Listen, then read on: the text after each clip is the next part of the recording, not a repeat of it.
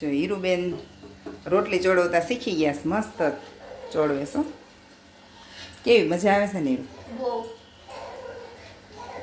હાઈરો જાઉં છું. હાઈરો ચોપડતી જાઉં કરતી જાઉં. હા, રોટલી ચોળવી છે ને ચોપડે છો. મજા આવી ગઈ શીખવાની. કા હું રોજ મોજ કરી. સુરત જઈને આપણે મા દીકરીને જ રોટલી બનાવવાની. હા બસ તમારે વળતું જો જવાનું, મસ્ત ચોળવતી જાય. ઘરના ભીંડાનું શાક અને રોટલી મસ્ત ચોપડજો.